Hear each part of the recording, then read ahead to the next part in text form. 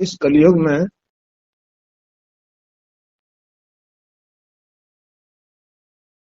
घर गृहस्थी के अंदर जो विपदाएं, परेशानियां, ये गृहस्थी को परेशान करती हैं, उनका उपाय आदमी को करना पड़ता है।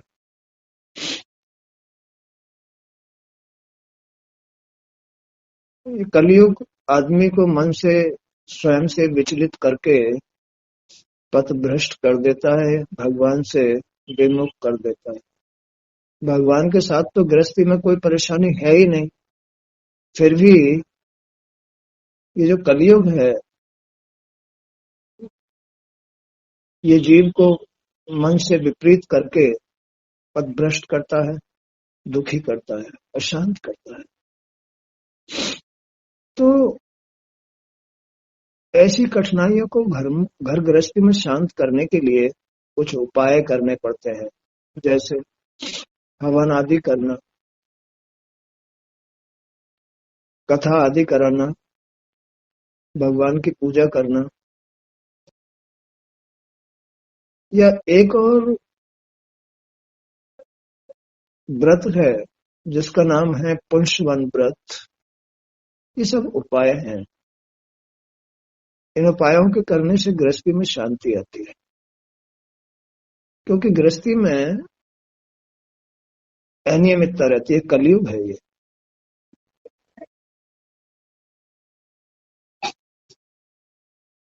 तो इस कलयुग में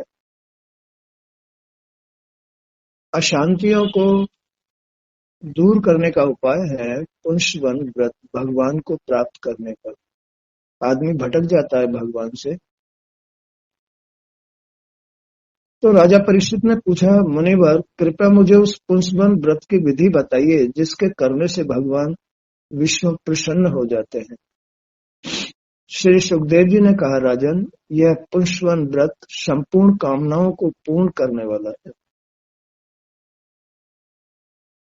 सुहागिन स्त्री को मार्गशीर्ष शुक्ल प्रतिपदा से, सुहागिन स्त्रियों को, ये स्त्रियों का व्रत है, सुहागिन स्त्रियों को मार्गशीर्ष माने क्वार के महीने में, मार्गशीर्ष शुक्ल प्रतिपदा से अपने पति की आज्ञा लेकर इसे करना चाहिए। पहले मरुद गणों के जन्म की कथा सुनकर ब्राह्मणों से आशीर्वाद लेना चाहिए। फिर प्रतिदिन स्नान आदि से शरीर को पवित्र करके स्वच्छ वस्त्र धारण करे। प्रातःकाल कुछ भी खाने से पहले निराहार भगवान लक्ष्मी नारायण की पुनी चाहिए। भगवान लक्ष्मी नारायण की प्रार्थना इस प्रकार करें, हे प्रभु, आप पूर्ण काम है, आपको किसी से भी कुछ लेना देना नहीं है, आप समस्त विभूतियों और सिद्धियों के स्वामी हैं। मैं बार बार आपको नमस्कार करती हूँ या नमस्कार करता हूँ। हे मेरे आराध्य देव, आप दयावान हैं, आप ही तेजों में तेज हैं, आपकी महानता सदैव स्थिर रहती है। आप ऊर्जावान हैं, आप समस्त ऐश्वर्यों के दाता हैं, और आप सर्वशक्तिमान परमेश्वर हैं। हे लक्ष्मी देवी, श्री लक्ष्मी देवी आपकी माया है, वे आपकी अर्धांगिनी है, भगवान के समस्त गुण उसमें विद्यमान हैं। हे जगत जननी माता, आप मुझ पर प्रसन्न हो, मैं आपको नमन करती हूँ। इस प्रकार स्तुति करके एकाग्रचित होकर ओम नमो भगवते महापुरुषाय महानुभाव महाविभूति पते महाविभूति वल्लभ, अर्थात हे ओमकार स्वरूप महानुभाव महापुरुष समस्त विभूतियों के स्वामी भगवान पुरुषोत्तम को और उनकी महान विभूतियों को मैं नमन करता हूँ, प्रणाम करता हूँ। उन्हें पूजा की सामग्री अर्पित करनी चाहिए। भगवान विष्णु की पूजा में या इस पुंसवन व्रत में खीर का भोग आवश्यक है। खीर का भोग हवन आदि के माध्यम से खीर का भोग, या भगवान को खीर का भोग लगाना चाहिए और उसे फिर प्रसाद रूप में वितरित करके स्वयं भी ग्रहण करना चाहिए। तो इस मंत्र के द्वारा प्रतिदिन स्थिर चित्त से श्री विष्णु भगवान का आह्वान, अर्घ्य, पाद्य, आचमन, स्नान, वस्त्र, यज्ञोपवीत, आभूषण, गंध, पुष्प, धूप, दीप, नैवेद्य आदि से पूजन करें। जो नैवेद्य बचा रहे उससे ओम नमो भगवते महापुरुषाय महाविभूति पते स्वाहा इस प्रकार कहकर उन्हीं के लिए ये हवन करें और अग्नि में आहुतियां डालें। ये करना चाहिए आदमी को, क्योंकि ये गृहस्थी है, ये आपदाओं का घर है। गृहस्थी आपदाओं का घर है। गृहस्थी आपदाओं का, विपत्तियों का घर है। क्योंकि गृहस्थी के अंदर अनियमितता विद्यमान रहती है, अधर्म रहता है। कोई कुछ करता है, कोई कुछ करता है, कोई कुछ करता है, कोई कुछ करता है। तो दैवीय शक्ति ही मानव की मदद करती है। दानव शक्ति कभी भी मदद नहीं करती है। दानव शक्ति अधर्म कभी भी मदद नहीं करता है। दैवीय शक्तियां माने देवी देवता ही मदद करते हैं मानव की घर गृहस्थी में, और कोई नहीं करता। इसलिए गृहस्थी में ये सब कुछ करना ही पड़ता है, घर की सुख शांति के लिए, मनोरथ पूर्ण करने के लिए। दान भी करना पड़ता है, हवन भी करना पड़ता है, तीर्थ भी करने पड़ते हैं, मंदिर आदि भी जाना पड़ता है, पूजा आदि करनी पड़ती है। तो ये स्त्री पुरुष के लिए, विशेषकर स्त्री पुरुष को ऐसा होना, स्त्री को ऐसा होना चाहिए। ये व्रत जो है स्त्रियों के होते हैं। जो सभी प्रकार की संपत्तियों का इच्छुक हो उसे प्रतिदिन भक्ति भाव से भगवान श्री लक्ष्मी नारायण की पूजा करनी चाहिए। जो सभी प्रकार की संपत्तियों की इच्छा रखता हो उसे भगवान श्री लक्ष्मी नारायण की पूजा अवश्य करनी चाहिए, क्योंकि वे ही संपूर्ण मनोकामनाओं को पूर्ण करने वाले हैं।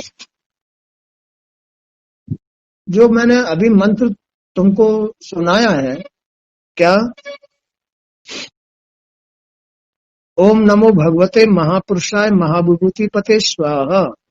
ओम नमो भगवते महापुरुषाय, ओम नमो भगवते महापुरुषाय महाविभूति पते स्वाहा। इस मंत्र से 10 बार इस मंत्र को पढ़ना चाहिए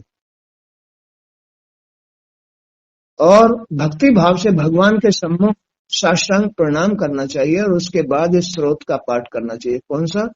हे लक्ष्मी नारायण, आप संपूर्ण जगत के स्वामी हैं और संपूर्ण चराचर जीवों के अधिपति हैं। यह जगत आपकी इच्छा का ही परिणाम है। हे लक्ष्मी नारायण, आप संपूर्ण जगत के स्वामी हैं और संपूर्ण चराचर जीवों के अधिपति हैं। यह जगत आपकी इच्छा का ही परिणाम है। आप ही इसके आदि और अंतिम कारण हैं। इस घर गृहस्थी के, इस संसार के, इस ब्रह्मांड के निर्माता भी आप ही हैं। आप ही इसको चलाने वाले, पालने वाले हैं। आप ही इसकी रक्षा करने वाले हैं। हे प्रभु, ये जगत आपकी इच्छा का ही परिणाम है। आप ही इसके आदि और अंतिम कारण हैं। श्री लक्ष्मी जी आपकी माया है, अव्यक्त प्रकृति है। इनका पार पाना अत्यंत कठिन है। लक्ष्मी नारायण का पार पाना अत्यंत कठिन है। यही पार ब्रह्म परमेश्वर है। तो श्री लक्ष्मी जी आपकी माया है, अव्यक्त प्रकृति है। इनका पार पाना अत्यंत कठिन है। हे प्रभु, आप ही इस माया के अधीश्वर हैं और आप ही परम पुरुष हैं। आप ही यज्ञ हैं, यज्ञ की क्रियाएं भी आप हैं। ये गृहस्थी भी आप ही हैं और इस गृहस्थी की जो क्रियाएं हैं वो भी आप ही हैं। तो इसलिए गृहस्थी में सत्कर्म होने चाहिए, तो गृहस्थी चलती है, भगवान की मदद मिलती है। इन क्रियाओं में ही तो देखा जाता है कि दानव प्रवृत्ति क्रियाएं हैं या मानव प्रवृत्ति की क्रियाएं हैं। इसमें ही देखा जाता है। तो क्रियाओं में जब दानव प्रवृत्ति की क्रियाएं होती हैं जिस घर में, उस घर में अशांति रहती ही है, उस घर में विपत्तियों का घर बन जाता है, वो विपत्तियों का घर बन जाता है। जैसी करनी वैसी भरनी हो जाती है। तो भगवान लक्ष्मी नारायण का साथ लेने के लिए, भगवान लक्ष्मी नारायण का साथ लेने के लिए अपने संगति को, अपने मन को, अपनी क्रियाओं को शुद्ध रखना चाहिए और ये प्रार्थना करनी चाहिए, कम से कम इस मंत्र का ओम नमो भगवते महापुरुषाय महाविभूति पते नमः, इसका 10 बार जाप करना चाहिए और उनका श्रोत इस प्रकार गाना चाहिए कि आप संपूर्ण जगत के स्वामी हैं, संपूर्ण चराचर जीवों के अधिपति हैं, यह जगत आपकी इच्छा का ही परिणाम है, आप ही इसके आदि और अंतिम कारण हैं। श्री लक्ष्मी जी आपकी माया है, अव्यक्त प्रकृति है, इनका पार पाना अत्यंत कठिन है। हे प्रभु, आप ही इस महामाया के अधीश्वर हैं और आप ही परम पुरुष हैं, आप ही यज्ञ हैं और यज्ञ की क्रियाएं भी आप ही हैं, आप ही यज्ञ हैं, आप ही ग्रस्त हैं, आप ही जीव हैं, आप ही देव हैं, आप ही दानव हैं, इस ब्रह्मांड के रचयिता आप ही हैं। और ये जितनी भी क्रियाएं हो रही हैं, ये भी सब क्रियाएं आप ही हैं, आप ही यज्ञ हैं, आप ही ग्रस्त हैं,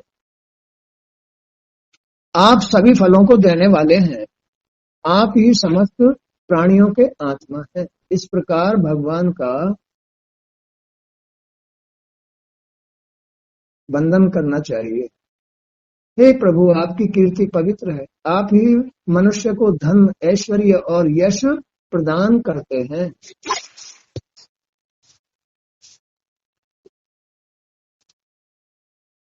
आपकी कृपा के बिना मनुष्य यश का भागी नहीं हो सकता। भगवान की कृपा के बगैर मनुष्य यश का भागी नहीं हो सकता। दारू पीने से, कुकर्म करने से, चोरी करने से कभी भी भगवान साथ नहीं देते हैं, सिवाय मौत ही हाथ लगती है, कुछ हाथ नहीं लगता है। हाथ लगता है तो भगवान की सेवा से हाथ लगता है, देने वाले तो वही है ना। जब तक आदमी पूजा पाठ करके, भगवान का व्रत करके, उनको भोग सामग्री अर्पण करके भगवान से प्रार्थना नहीं करेगा, तब तक उसका अंतःकरण मन कैसे शुद्ध होगा? मन ही तो देता है सब कुछ, तो मन ही देता, मन ही ईश्वर, मन से बड़ा न को। ये सब मन को शुद्ध करने का साधन है, मन को शुद्ध करने का साधन। बगैर मन शुद्ध किए कुछ नहीं मिल सकता। दूषित मन से तो आदमी सब कुछ खत्म कर देता है, दूषित मन से तो। अच्छे मन से ही भगवान देता है, उसको धन देता है, संपत्ति देता है, सुख देता है, आनंद देता है, शुद्ध मन से। अशुद्ध मन से कुछ नहीं देता। जब तक आदमी अपने घर के अंदर भगवान का स्मरण नहीं करेगा, जब तक भागवत नहीं पढ़ेगा, सुनेगा नहीं, या उनकी लीलाओं का गुणगान नहीं करेगा, या व्रत नहीं करेगा, या स्त्री घर में व्रत नहीं करती है, नियम धर्म धारण नहीं करती है, या घर में कोई भी आदमी नियम धर्म धारण करके नहीं चलता है, भगवान का स्मरण नहीं करता है, वो घर नष्ट हो जाता है, उस घर में कुछ नहीं रहता है। फिर दानव बुराइयां उस घर को नष्ट करके रख देती हैं। तो घर को चलाने के लिए, अपनी संपदा को बढ़ाने के लिए, अपनी संपत्ति को बढ़ाने के लिए, या अपनी जो संतति है उनको आगे बढ़ाने के लिए ये सब कुछ किया जाता है। भागवत पढ़ी जाती है, नियम धर्म धारण किए जाते हैं, पुंसवन व्रत, भगवान सत्यनारायण का व्रत धारण किया जाता है, लक्ष्मी नारायण का। तो ये सब कुछ तभी प्राप्त होता है जब आदमी लक्ष्मी नारायण का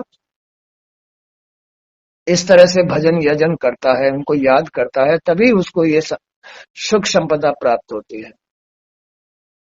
तो आप ही मनुष्य को धन, ऐश्वर्य और यश प्रदान करने वाले हैं। आपकी कृपा के बिना मनुष्य यश का भागी नहीं हो सकता।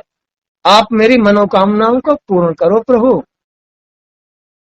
बगैर भगवान की कृपा के इस संसार में, गृहस्थी में कोई भी मनोरथ पूर्ण नहीं होते हैं। बगैर सत्य के जब तक आदमी का मन सच्चा नहीं होता है, सोच अच्छी नहीं होती है, तब तक भगवान की कृपा नहीं होती है। वो दानवीय कृपा होती है, दानवों की, जो आदमी की सोच को खराब करके इस संसार को नष्ट करना चाहते हैं, घर गृहस्थी को नष्ट करना चाहते हैं। ये बुराइयां होती हैं, दानव रूप होते हैं जो घर गृहस्थी को नष्ट करना चाहते होते हैं। लेकिन ये घर गृहस्थी तो भगवान ने बनाई है, वो इसे नष्ट करना नहीं चाहते हैं, वो तो इसको आगे बढ़ाना चाहते हैं। लेकिन ये बुराइयां हैं, ये बुराइयां हमेशा घर गृहस्थी को नष्ट करती है, संसार ब्रह्मांड को नष्ट करती हैं। राजन, इस प्रकार परम दानी भगवान लक्ष्मी नारायण की आराधना करके वहां नैवेद्य चढ़ाना चाहिए, प्रसाद चढ़ाना चाहिए और भोग लगा करके आचमन करा के पूजा पूरी करनी चाहिए। पूजा एकाग्रचित और पूर्ण भक्ति भाव से की जानी चाहिए। श्री सत्यनारायण भगवान की जो पूजा होती है वो मन को शांत करके होती है। बगैर मन शांत किए कभी भी पूजा भगवान स्वीकार नहीं करते हैं। तो पूजा एकाग्रचित होनी चाहिए और पूर्ण भक्ति भाव से की जानी चाहिए। पूजा के उपरांत अपने पति को साक्षात भगवान समझकर प्रेम से उनकी प्रिय वस्तुएं उन्हें समर्पित करनी चाहिए, अपने पति को। ये स्त्री की पूजा होती है, स्त्री को इतनी पूजा करनी चाहिए।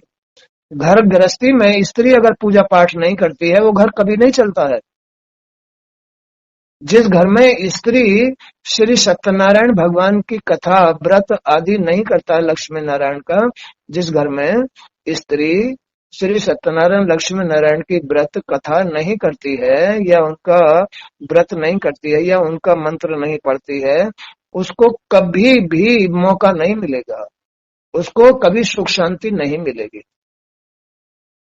तो स्त्री को पूजा एकाग्रचित और पूर्ण भक्ति भाव से करनी चाहिए। पूजा के उपरांत अपने पति को साक्षात भगवान समझकर प्रेम से उनकी प्रिय वस्तुएं उन्हें समर्पित करनी चाहिए। पति के लिए भी यह आवश्यक है कि वह पत्नी के समस्त कार्यों में उसका हाथ बटाए। अब पति तो भुतेरा हाथ बटाए, लेकिन पत्नी इस लायक हो तभी तो मतलब पति हाथ बटाएगा।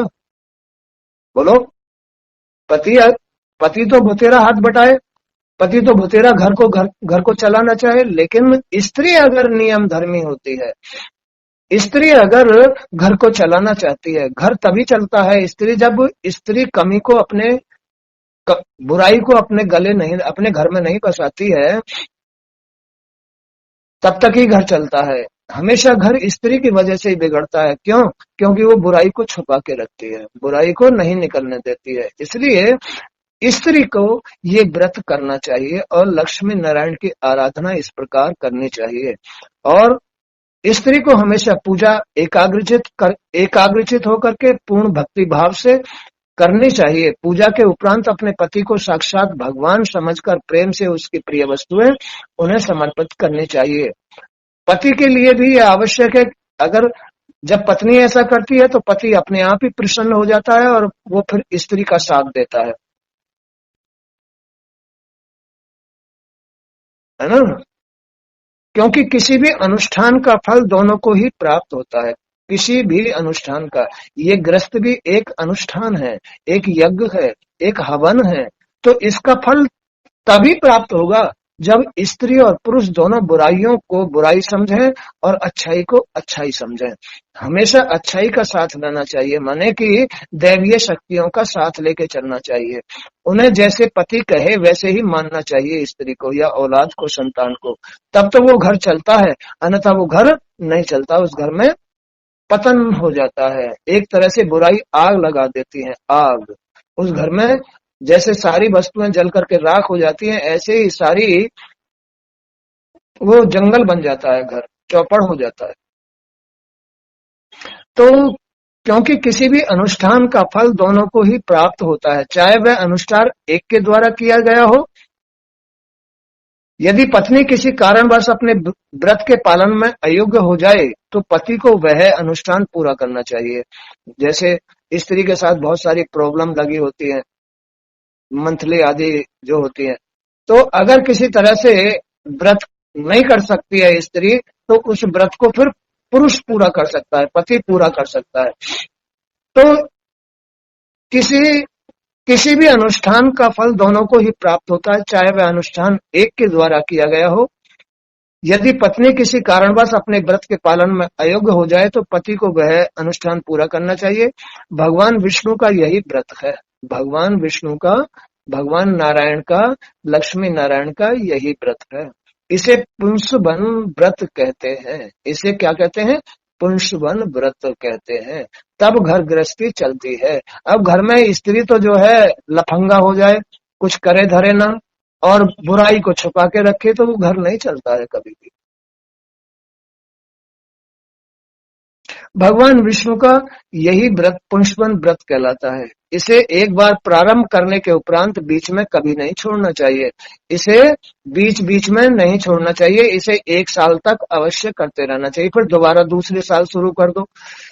तो इसलिए भगवान सत्यनारायण का व्रत बीच में नहीं छोड़ना चाहिए, इसे करते रहना चाहिए, और फिर जब पूरा हो जाए तो उसका उद्यापन करना चाहिए, फिर दोबारा से अगले वर्ष के लिए उठा लेना चाहिए। तो व्रत करने के उपरांत ही प्रसाद ग्रहण करें। साध्वी स्त्री को इस विधि के साथ पूरे साल भर यह व्रत करना चाहिए। और मार्गशीर्ष की अमावस्या को उद्यापन करना चाहिए। जिस दिन उद्यापन करना हो उस दिन प्रातःकाल स्नान करके पूर्व व्रत विष्णु भगवान का पूजन करे और पति द्वारा घी मिली खीर की अग्नि में 12 आहुतियां दे। उस मंत्र से, कौन से मंत्र से? ओम नमो भागवते महापुरुषाय महाविभूति पते स्वाहा। इस तरह से खीर बना करके उसे 12 आहुतियां अवश्य देनी चाहिए।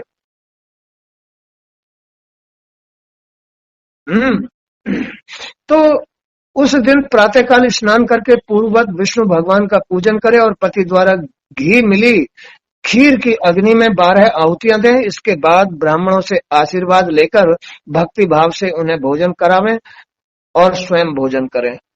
भगवान के इस पुंसवन व्रत को जो भी मनुष्य विधि पूर्वक करता है उसे उसकी मनचाही वस्तुएं प्राप्त हो जाती हैं। मनचाही वस्तुएं, चाहे वो कुछ भी प्राप्त करना चाहे, चाहे संतान प्राप्त करना चाहे, चाहे घर प्राप्त करना चाहे, चाहे मोक्ष प्राप्त करना चाहे, चाहे आनंद प्राप्त करना चाहे, चाहे वो कुछ भी प्राप्त करना चाहे, इस पुंसवन व्रत से मनचाही सारी वस्तुएं प्राप्त हो जाती हैं। ये लक्ष्मी नारायण का व्रत है। इस मंत्र के द्वारा बस खाली ये होता है कि स्त्री को एकाग्रचित होकर के रोज व्रत करना चाहिए। एकाग्रचित, शुद्ध मन से, प्रेम से भगवान लक्ष्मी नारायण का व्रत करना चाहिए और हवन आदि के माध्यम से उनको खीर का भोग लगाना चाहिए और इस मंत्र की 12 आहुतियां अवश्य दे। ओम नमो भागवते महापुरुषाय महाविभूति पते स्वाहा। इस मंत्र से 12 आहुति जरूर दे। इस तरह से ये पुंसवन व्रत 1 साल करना चाहिए और 1 साल के बाद इसका उद्यापन करके ब्राह्मणों को भोजन करा करके स्वयं भोजन करना चाहिए। तो इससे मतलब हर प्रकार की प्राप्ति होती है, आनंद प्राप्त होता है, सुख प्राप्त होता है। ये घर में स्त्री का व्रत है, स्त्री का व्रत है। अगर स्त्री किसी तरह से इस व्रत को करने में वंचित है तो उस व्रत को फिर पुरुष पूरा कर सकता है। और अगर इसका मतलब जो है व्रत जो भी करता है इसे बीच में कभी नहीं छोड़ना चाहिए। हमेशा 1 साल व्रत पूरा करके अपनी मनचाही वस्तुएं प्राप्त कर लेनी चाहिए। भगवान के इस पुंसवन व्रत को जो भी मनुष्य विधि पूर्वक करता है उसे उसकी मनचाही वस्तुएं मिल जाती हैं। स्त्री द्वारा इस व्रत का पालन करने से स्त्री द्वारा इस व्रत का पालन करने से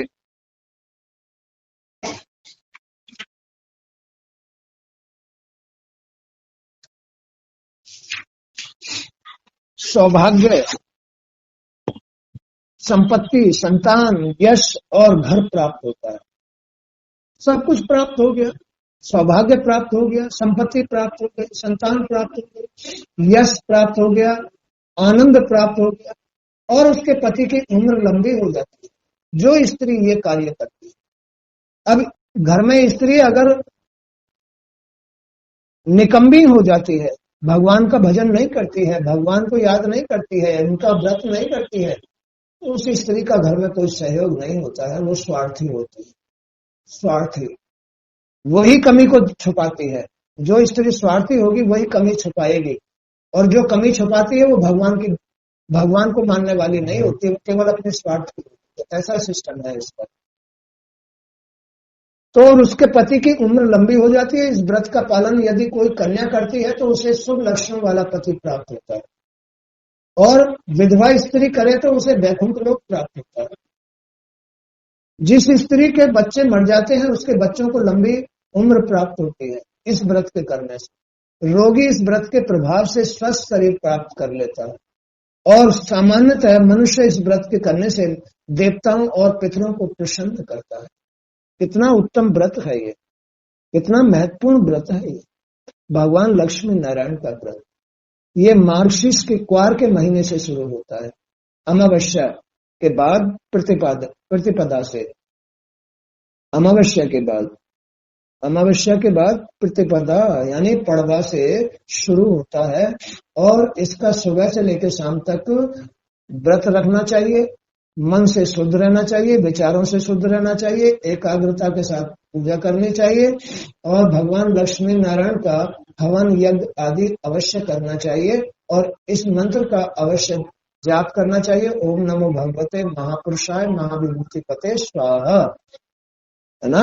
तो इस तरह से हर महीने की अमावस्या की प्रतिपदा के बाद इस व्रत को करना चाहिए।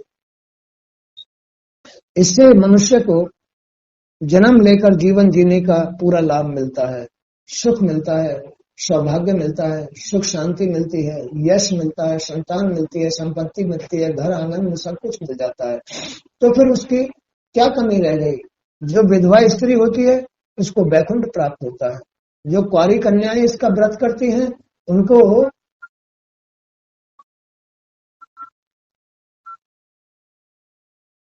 उसे शुभ लक्षणों वाला पति प्राप्त होता है, और जो रोगी इस व्रत को करता है उसको स्वस्थ शरीर प्राप्त हो जाता है।